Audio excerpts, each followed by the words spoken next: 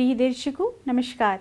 आइए सुनते हैं आज के मुख्य समाचार। शून्य विकल्प शुल्क पर प्रदर्शन संवर्धन योजना कार्यशाला का समापन।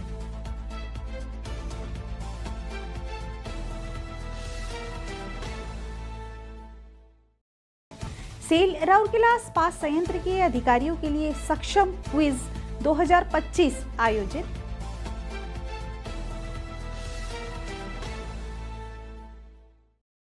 और सेल राउरकेला इस्पात संयंत्र के वार्षिक ग्रीष्मकालीन कोचिंग कैंप में खेल गतिविधियों की भरमार के कारण खेल मैदानों में उत्साह का माहौल।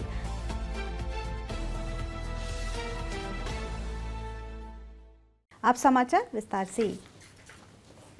सेल राउरकेला इस्पात संयंत्र आरएसपी के लोडिंग और अनलोडिंग सर्किट में शून्य विलंब शुल्क प्राप्त करने पर केंद्रित प्रदर्शन संवर्धन योजना कार्यशाला 17 मई 2025 को ज्ञान अर्जन एवं विकास विभाग में संपन्न हुई।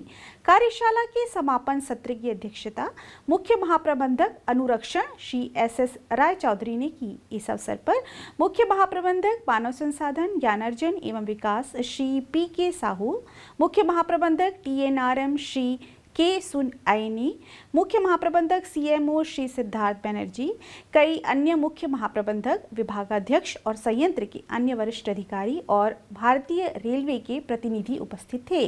अपने समापन भाषण में श्री राय चौधरी ने सभी से शून्य विलंब शुल्क प्राप्त करने के व्यापक लक्ष्य को प्राप्त करने के लिए कार्य योजनाओं के कार्यान्वयन के लिए ठोस प्रयास करने का आग्रह किया।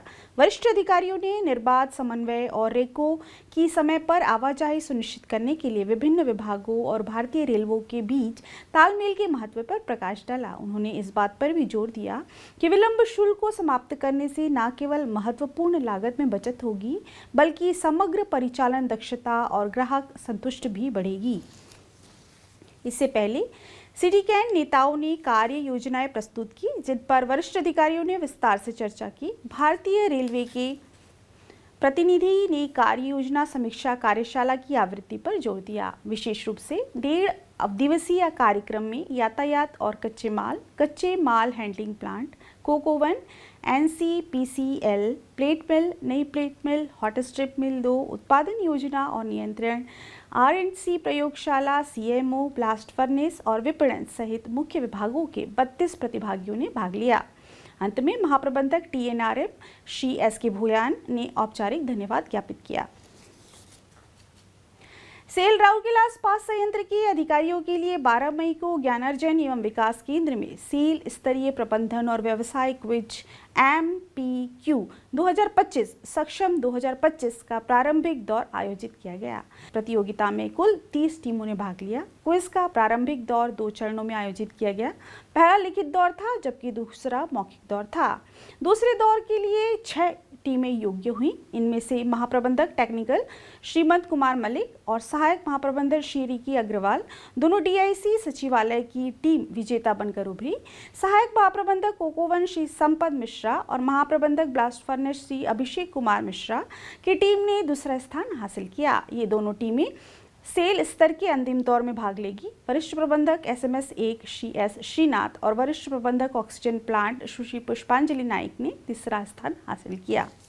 मुख्य महाप्रबंधक रिफैक्ट्रीज और LDBP श्री SS पंडा और महाप्रबंधक प्रभारी WMD Shri Devajit Rabha quiz master थे। इस कार्यक्रम का समन्वय महाप्रबंधक मानव संसाधन ज्ञान अर्जन एवं विकास सुश्री चैताली दास ने किया, जिससे सभी प्रतिभागियों के लिए एक सहज और आकर्षण अनुभव सुनिश्चित हुआ। यह ध्यान देने योग्य है कि वार्षिक कार्यक्रम का उद्देश्य कंपनी के कर्मचारियों के ज्ञान और जागरूकता को विकसित करना है, जो व्यवसाय के विकास, नई प्रबंधन अवधारणाओं, व्यावसायिक व्यक्तित्वों और महत्वपूर्ण मुद्दों एवं सेल के इतिहास और विरासत आदि के बारे में है।